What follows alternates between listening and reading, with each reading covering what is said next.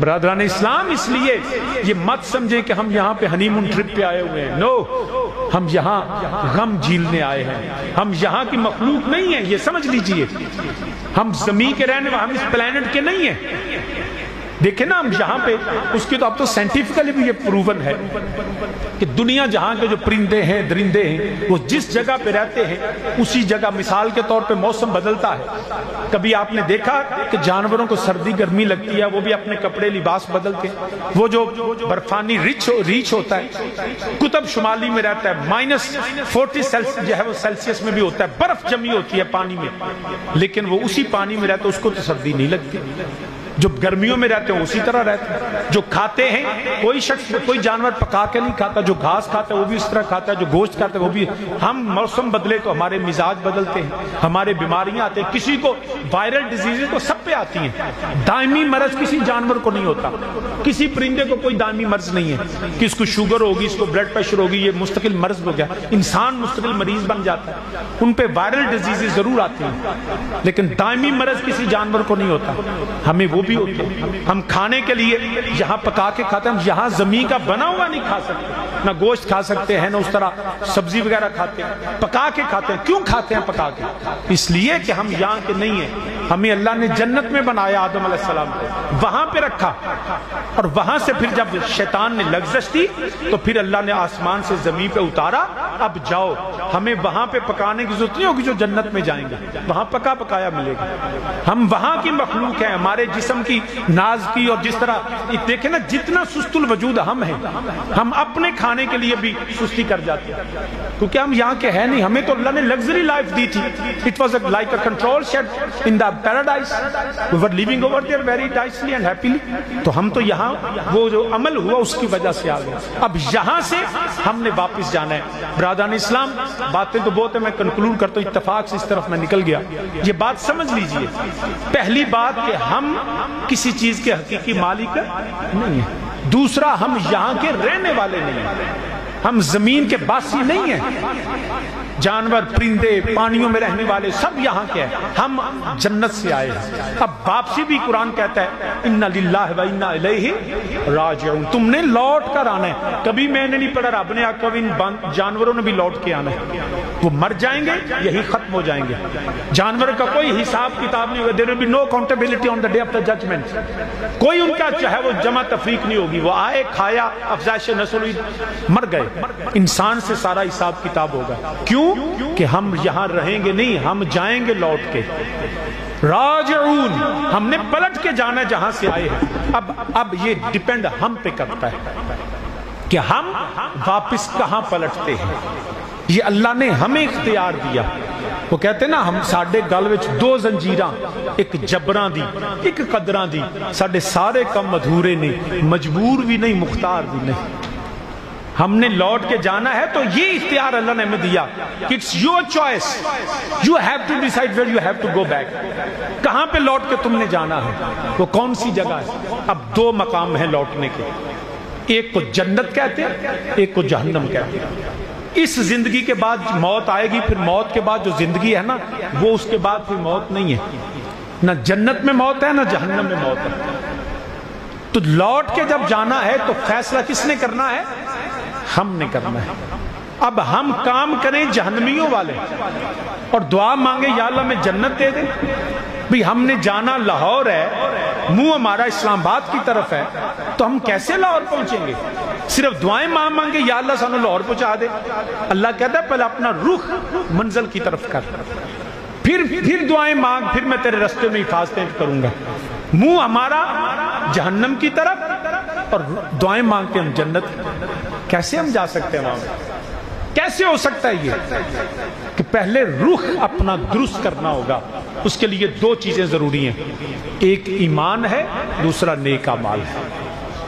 اس پہ ڈیپینڈ کرتا ہے کہ ہم کہاں جا رہے ہیں، یہ کوئی مشکل کام نہیں ہے، ہر شخص خود دیکھ لے کہ مرنے کے بعد میری جگہ کون سی ہوگی، کسی سے فتویٰ لینے کی ضرورت نہیں، کسی سے پوچھنے کی ضرورت نہیں، شام کو جائیں مصلی پہ بیٹھ کے دیکھیں کہ میری پچھلی زندگی جنتیوں والی ہے کہ جہنمیوں والی ہے، پتہ چل جائے۔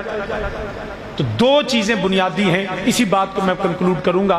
پہلی ہے ایمان، ایمان مقدم ہے، عمل بعد میں ہے۔ جہاں بھی قرآن نے آیا ان الذین آمنوا وعملوا الصالحات، اعمال صالح کا ذکر بعد میں ہے، کیونکہ جنت میں، یہ میں پوری ذمہ داری سے بات کر رہا ہوں، کوئی شخص جنت میں بغیر ایمان کے نہیں جائے گا۔ کفر کی حالت میں مر گیا، شرک کی حالت میں مر گیا تو جنتی نہیں ہے، جتنی مرضی دعائیں مانگ لے، کوئی جنت میں نہیں جائے گا۔ میں لکھ کے دینے کے لیے تیار ہوں، اور میں اس لیے ذمہ داری سے بات کروں کہ اللہ کا قرآن کہتا ہے، قرآن کہتا ہے وَلَا تَمُوتُنَّ إِلَّا وَأَنْتُمْ مُسْلِمُونَ، جب موت آئے تو اللہ سے ایمان کی موت مانگو، خاتمہ بالخیر مانگو، پانی پرن سے ہلیاں کہ رنگا رنگ کھڑے، بھریا اس دا جانیے جس دا توڑ چڑھے۔ موت کے وقت ایمان کا ہونا ضروری ہے۔ جنت میں وہ جائے گا جو ایمان والا ہے، اگر ایمان نہیں ہے تو کوئی جنت نہیں ہے، جنت کا تصور بھی نہیں کر سکتا وہ۔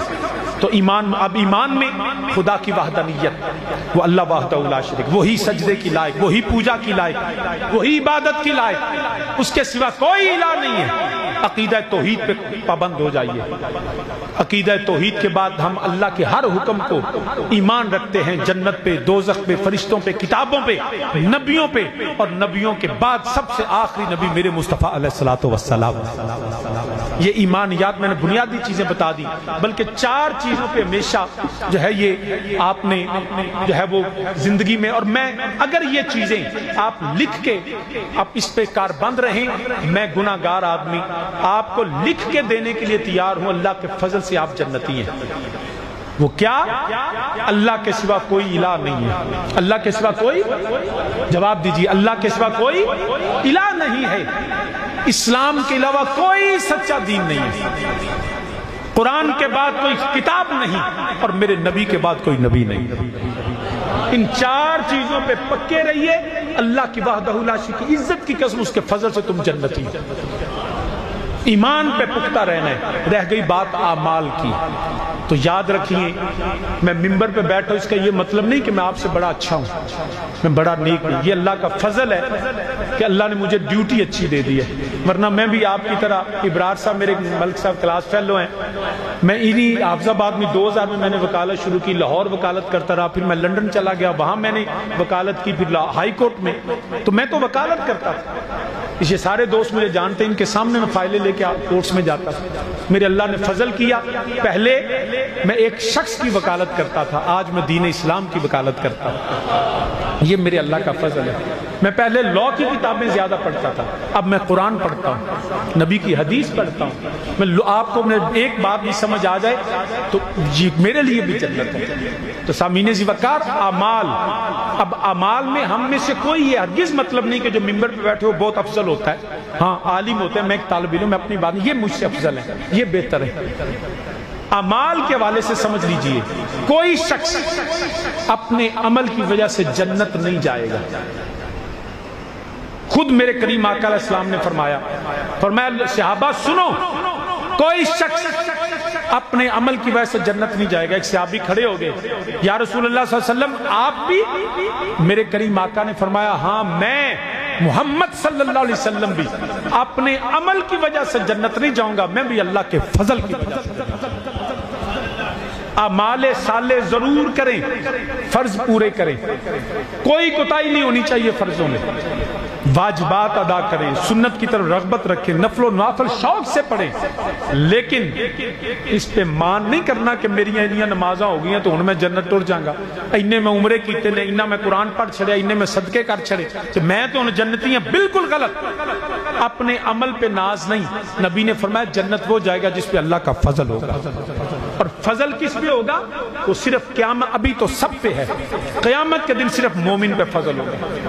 مومن کے لیے قرآن کہتا ہے اللہ بِإِذْنِهِ، میرا اللہ اجازت دے گا، میرے نبی کو مقام محمود دیا ہے، میرا نبی سر پہ تاج شفاعت پہنے گا، میرا اللہ اجازت دے گا اے میرے محبوب تو اشارہ کر جس کے سینے میں رائی کے دانے کے رب ایمان ہے اس کی بھی شفاعت کر دے۔ تو عمل پہ جنت نہیں، عقیدے پہ جنت ہے، ایمان پہ جنت ہے۔ عمل میں کوتاہی ہو گئی تو رب معافی کا فرماتا ہے، عقیدے میں کوتاہی ہوئی تو معافی نہیں ہوگی۔ कुफ्र और शिरक की कोई माफी नहीं अगर इस हाल में मर गया।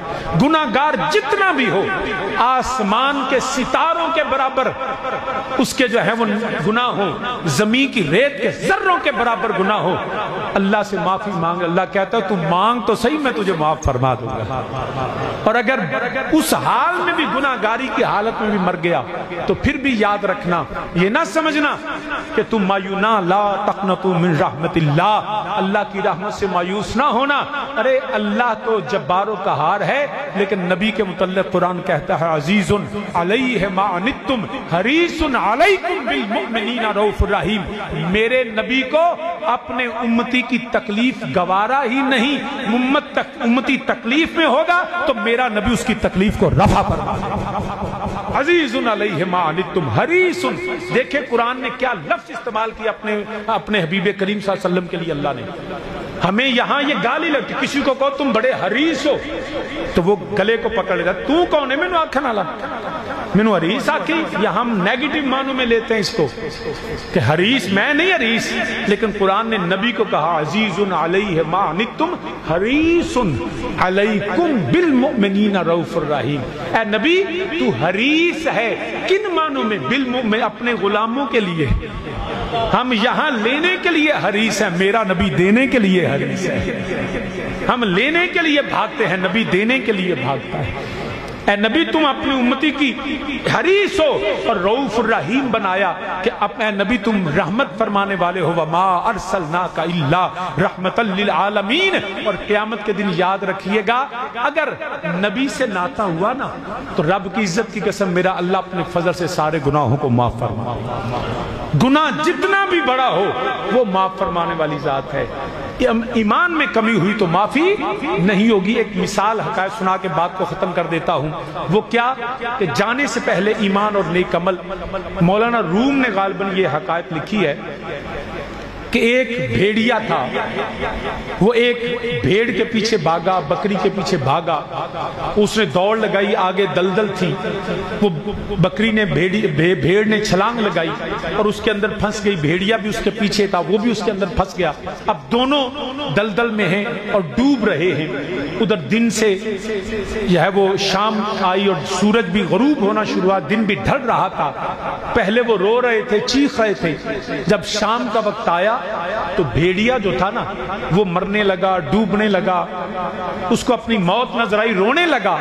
जो भेड़ थी ना वो खुश होना शुरू हो गई, मुस्कुराना शुरू हो गई। भेड़िए की नजर पड़ी, उसने कहा ये भेड़ होके इतनी मुस्कुरा रही है, मैं भेड़िया होके रो रहा हूं। उसने कहा तुझे किस चीज ने मुस्कुरा, जो तेरे होंठों पे जो है मुस्कुराहट लेके? उसने कहा कि तुम मरोगे, मैं नहीं मरूंगा। उसने कहा ये कैसे हो सकता है? उसने कहा नहीं, तुम मरोगे, मैं नहीं मरूंगी। उसने कहा कैसे? उसने कहा तुझे पता है सूरज गरूब हो गया, शाम आ गई है, रात होने वाली है, दिन तारीकी में ढल रहा है। उसने कहा हाँ देख रहा हूं, इसलिए तो रो रहा हूं कि मरने लगा हूं। और तुम भी उसने कहा ना, मैं नहीं मरूंगी। क्यों? कि जब शाम होती है ना तो मेरा पीछे जो मालिक है ना वो अपनी भीड़ों को गिनता है, वो उनको गिनता है, और जब कोई नहीं मिलती ना उसको तलाश करने पहुंच जाता है और वापस जाके उसको रख लेता है। मेरा मालिक पीछे है, मैं नहीं मरूंगी, वो मुझे आ जाएगा बचाने। ना तेरा कोई मालिक, ना तुझे कोई बचाने आएगा। सामीने जीवकार, दुनिया में मरने से पहले, मौत की शाम से पहले अपना मालिक बना के मरिएगा।